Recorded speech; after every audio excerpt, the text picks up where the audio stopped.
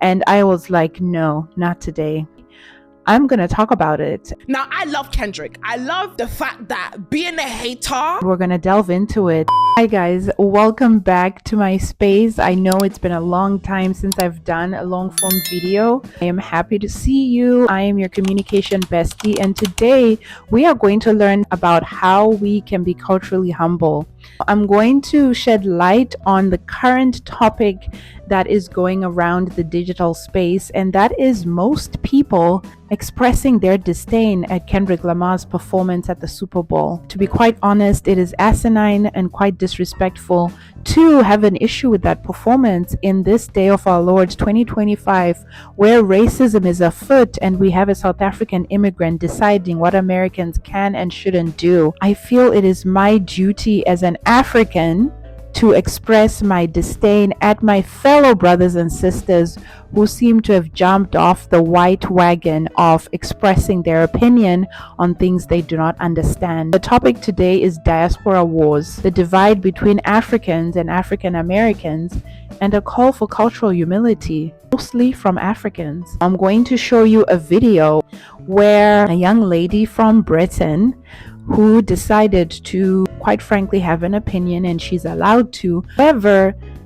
she kind of dug her own grave because the opinion was lost, and quite frankly, I could not find it in the room, nor did it make sense. Let's roll the clip. Now, I love Kendrick. I love the fact that being a hater can end up being a success. But this performance, I just thought it was really mediocre for me. Maybe because I'm not a hardcore Kendrick fan. There was a lot of the songs that I didn't know. I knew some of the mainstream ones. Like when SZA came, I was like, yes, twin. And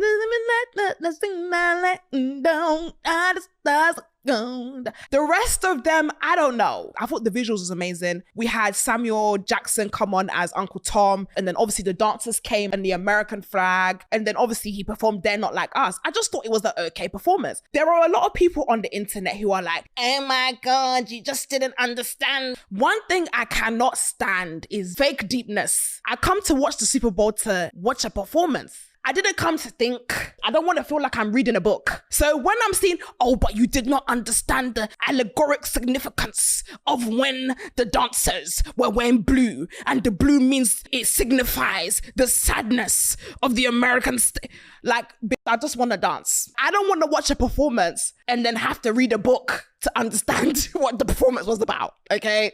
If you are clutching your pearls at this point, at that video, I am with you. But you know what? I was not surprised because I had mentioned this on my TikTok that we're going to have people coming in with their 2 cents describing their disdain at Kendrick Lamar's performance. But I was expecting it from the mayonnaise people.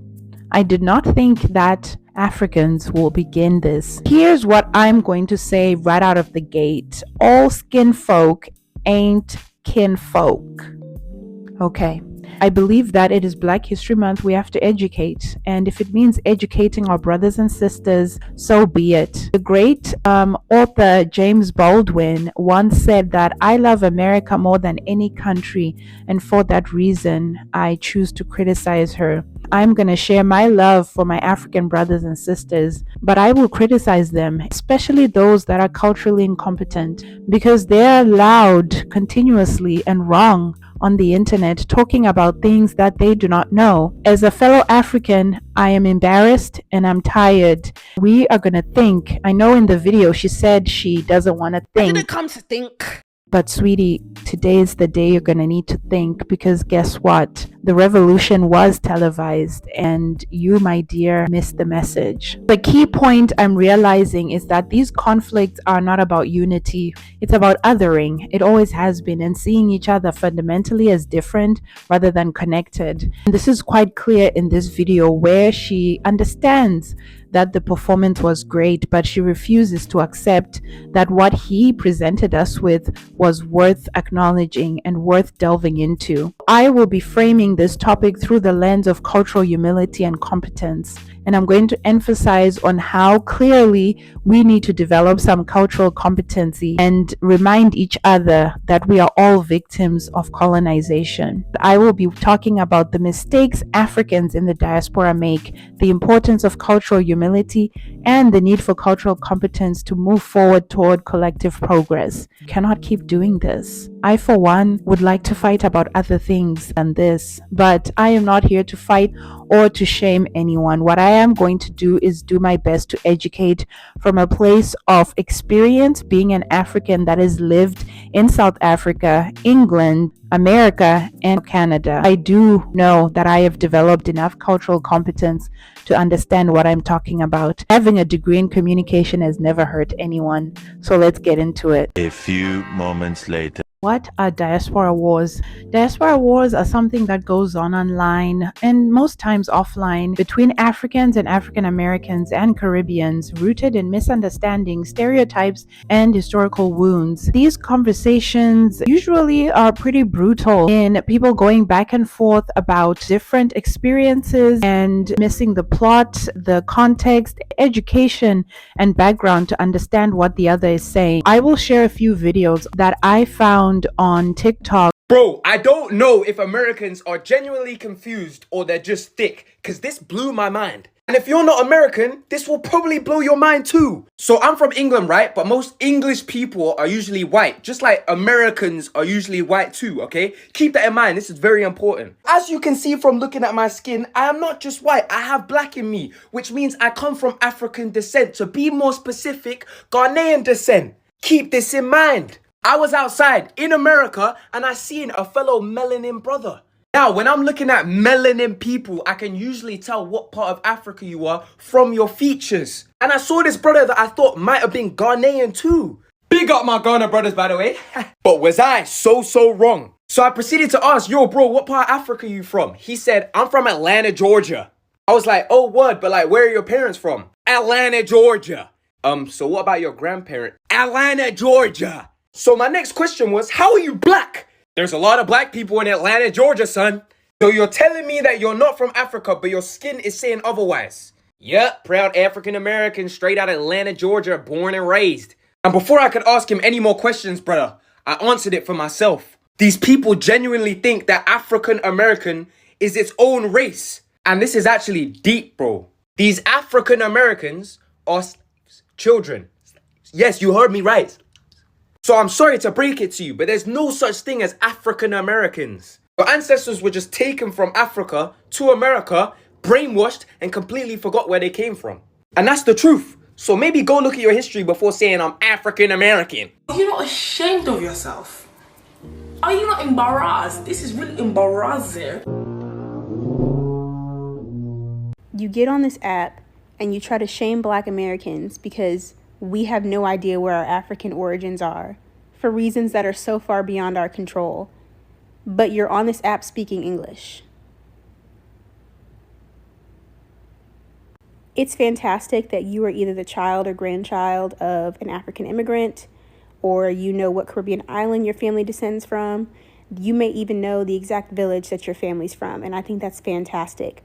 But you still speak English. Do you speak your native tongue? Because so many of us have had that stripped from us in various ways because we are all victims of colonization and white supremacy. Some of us know our African origins. Some of us can only trace back a couple generations to whatever state our enslaved ancestors were sold to or born out of. That doesn't make anyone any better than the other. Let's discuss this in terms of the cookout, okay? So as an Ethiopian American, Ethiopian immigrant, I'm at the cookout. I'm there and I'm having a fucking ball. Cookout, it's a uniquely American concept. We don't have cookouts in Ethiopia, but once my black ass set foot on American soil, we're up in that bitch. That being said, I'm not hosting. I don't have the invitations. I'm not manning that grill. I'm not calling the shots here. If they ask, I'll bring some injera and doro what. But other than that, I'm just here for a good time and to be tapped in when needed, okay? I'm not here to explain anything. I'm not here to enlighten anyone unless explicitly asked. Unless someone looks me in the eye and calls me by my name, Saran, please explain. Please help me. I'm not saying shit. It doesn't matter how many books I read. It doesn't matter how many black friends I have. That doesn't make up for their lived experience. The history, the culture that runs like through their veins, in their blood. That's not mine. I feel like if more African immigrants, adopted this mindset, these diaspora wars wouldn't be Wouldn't be slapping us in the face every other month, okay? Toodles. Follow them for more content. But these were the ones that I selected that will show you what you're supposed to do and what you're not supposed to do. Because not everyone who is Black understands another's Black experience. And that is where the problem is. Failing to understand that cultural competency invites us to look inward and respect other people's cultures and communication styles and traditions. It's important to understand someone's history, not just what you hear. And so I'm going to start with the mistakes Africans in the diaspora make. We're going to focus on how Africans assume that being in the diaspora gives them an automatic understanding of the culture they live in, especially in the US and in the UK. Some of those mistakes they make is believing proximity equals understanding. That means many Africans believe because they work, study, or socialize in these Western spaces, they fully grasp the struggles and nuances of Black identity in these regions. And that is false, friend. Example is an African immigrant saying, "I've never experienced racism," while ignoring the structural discrimination that African Americans and Caribbeans have endured for centuries. And this is something I saw when I was studying in the United States for 5 years. Most of my African counterparts did not understand that racism was a thing or that it should apply to them. It got to the point where when we were protesting in 2020, when George Floyd was brutally murdered, most Africans did not want to participate. In fact, I remember somebody saying to my face that what I was doing was wrong and that this was not my fight, which, pray tell, is something I did not understand, because when a cop stops you on the road, they're not going to ask for your passport to make sure that they are not talking to a different Black person. They're just going to treat you the way they've always treated any Black person in America. And for you to live in the Western world and not recognize that is quite disappointing. The second thing is invalidating the historical struggles of African Americans. Some Africans dismiss the effects of slavery and the systemic racism that is in the US by implying that African Americans should just work harder or that they don't take advantage of opportunities. This is ridiculous. A good example is we as Africans will go there and say, "We came here and succeeded. Why can't you?" And that narrative ignores the generational impact of the policies, redlining, mass incarceration, and voter suppression that has allowed Americans to not be given the seat at the table. In fact, the table doesn't even exist. They are consistently suppressed by these systems. And then you come along hunky-dory and decide that they are lazy. That is disrespectful. Third thing is holding on to stereotypes about African Americans. Now, this rubs me the wrong way, because many Africans grow up in their home countries assuming anti-Black American media narratives like stereotypes of laziness, crime, and a lack of ambition are exactly what happens in day-to-day life in America. I lived in the US for 5 years, and to be quite honest, African Americans are the most hardworking people I've ever seen. And that is something to commend, because they built that entire country to what it is today. This thinking creates a superiority complex from the Africans, where they distance themselves from African Americans rather than seeking solidarity.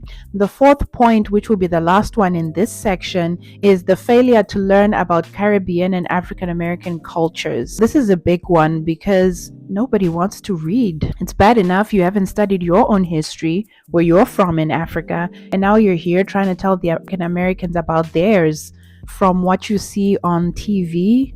Please.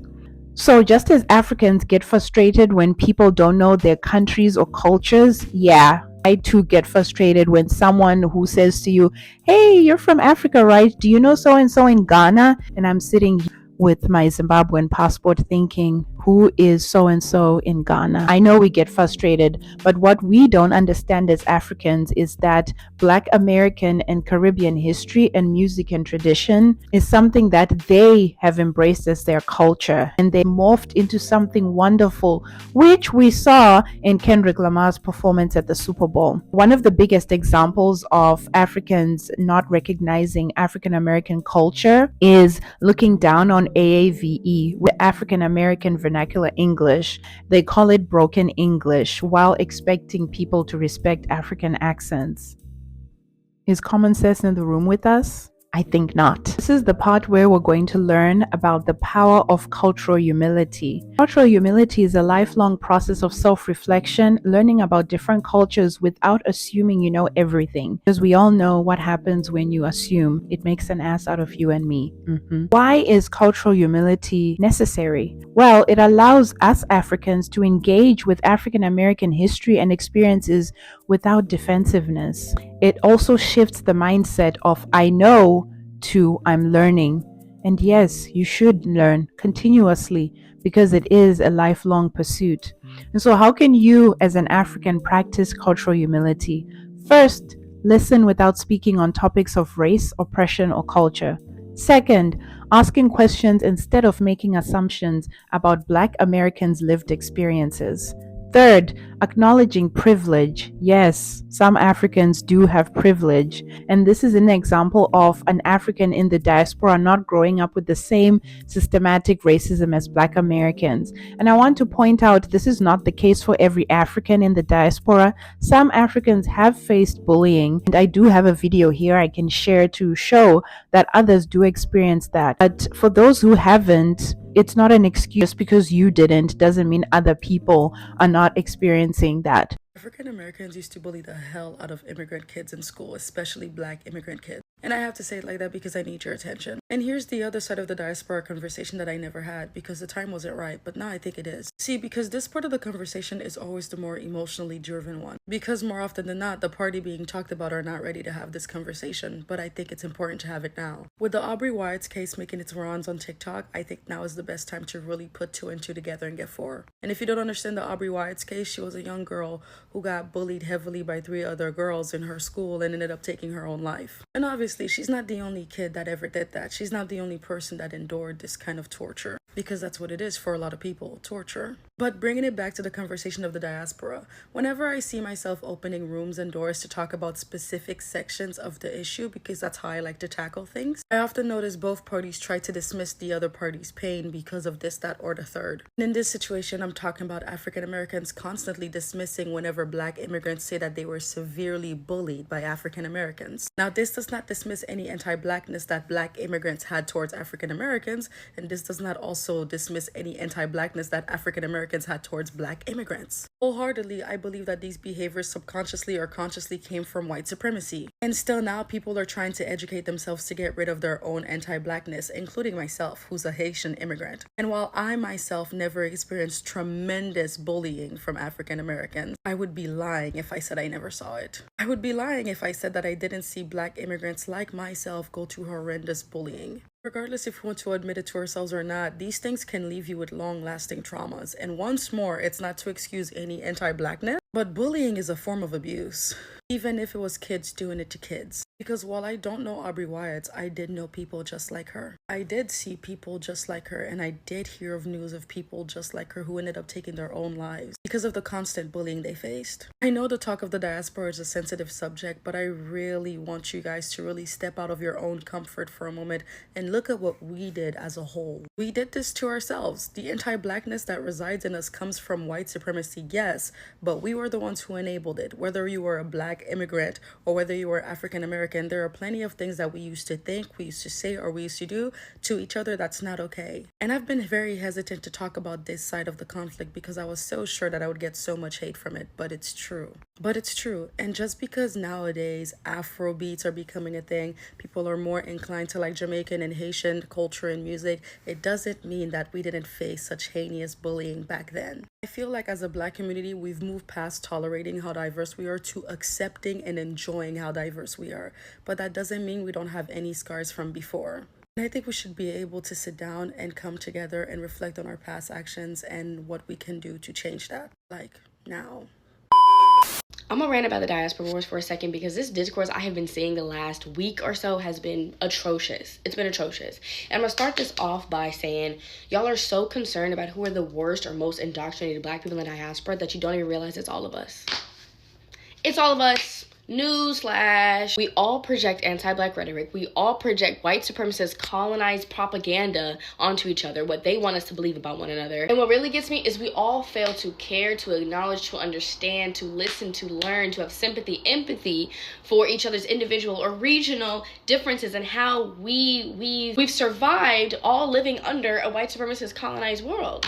We've literally all been affected by it, but we refuse to learn and listen and understand and have empathy for each other's respective experiences and how it's manifested in our respective environments. I can use Tyler being colored and South African as a perfect example, okay? So she's not black. Her identity is colored. She identifies as colored because she's South African and she's colored. The Black Americans, colored has a huge weight to it. That word has a huge weight to it. But that doesn't mean that we should not learn what that identity is, what that culture is. That doesn't mean we shouldn't listen to her. That doesn't mean we only think of our experience with the word and realize, oh, that could mean something else somewhere else. And that is okay. But then to act like, oh, the word color doesn't have a lot of weight to it for Black Americans is equally as ridiculous. And then to try to compare it in a disingenuous argument of, oh, you reclaim the N-word, why can't you reclaim that? Not understanding the difference between the two, which I can make a video on, is also ridiculous. To act like Black Americans are just centering themselves when it's like, this girl has Black American R&B music influences in her work, in her artistry, and we're not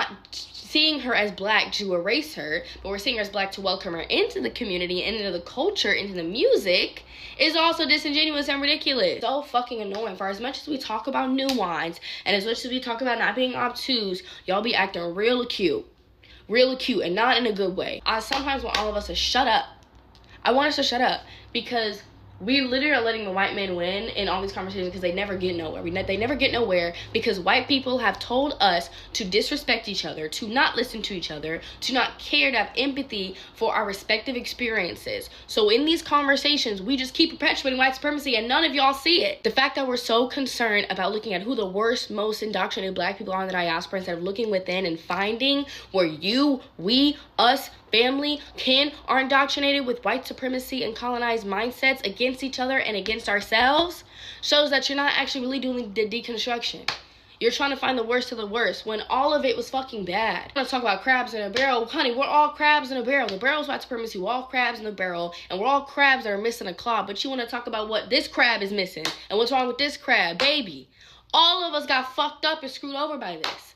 Let's actually start trying to have conversations where we can solve and heal some of these things and not just sit and talk about who's the worst of the worst. We have to always constantly check ourselves and how we embrace the culture of where we are. And that goes for Africans in the UK as well. Are you listening and speaking and understanding? Are you reading the books? Because there are wonderful UK people I follow on social media who are very much aware of what goes on in their country and they are always vocal. I would wish those other UK brothers and sisters who have lost the plot listen to their brothers and sisters in their countries and actually learn something. This is where my degree comes into play. We're going to be talking about the role of cultural competence in us embracing and developing cultural humility. As you know, cultural competence is the ability to understand, respect, and engage with other cultures different from your own. And how does cultural competence help us with these diaspora divides? It encourages collective power. And what I mean with that is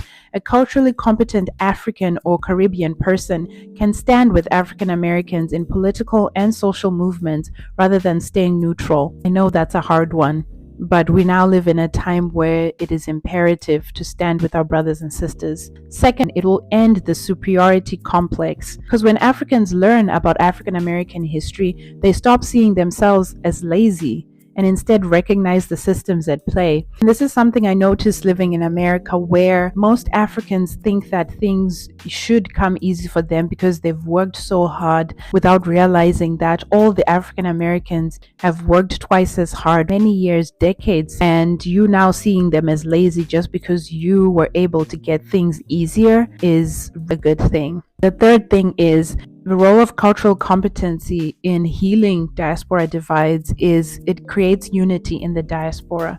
Whether it's supporting Black businesses, media, or movements, cultural competence fosters a more unified front. And Africans, unfollow the shade room. Truly, that is not the place for you to learn about how you can be culturally competent. Now we're going to delve into the fourth section, moving from individualism to collective progress. Diaspora wars stem from an individualistic mindset. I struggled alone, so you should too, or I'm better because I worked harder. I look at all these beautiful indigenous peoples across the world, and the ways in which their cultures and their lands have been attempted to be stolen and taken, and successfully been stolen and taken, etc. And then I think about us, Black Americans, and how so many of us don't understand that we are special.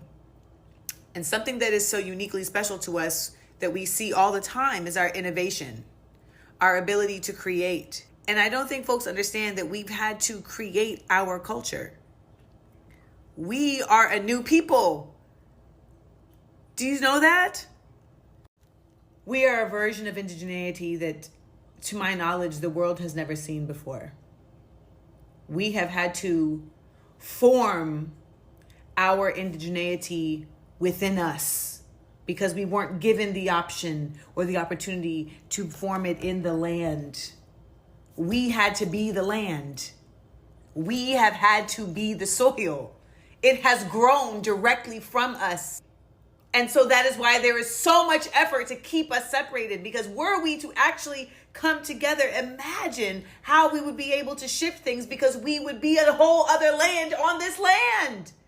I wish we all knew how special we were and how even more effective we would be were we special. We need to compare this power of collectivism in Black liberation movements by recognizing that the civil rights movement and Pan-Africanism and anti-colonial struggles are the same things that brought all of us together. Unity is not always something that we can expect, right? Because Harriet Tubman for sure would have shot some of you. But we need to give you examples how unity has worked in the past. So the role of the African nations in supporting Black liberation movements. Ghana, when Kwame Nkrumah was supporting Malcolm X, and the influence of Black American culture on global Black identity, hip-hop, and activism. And I need to just share a little story on that. I've always known and been proud to be Black. But when I moved to America, just after Trump was elected the first time, I know, thoughts and prayers to me, I had to kind of learn again to embrace my identity as a Black person because of being treated differently by the dominant culture. I found myself trying to learn again how to use my voice.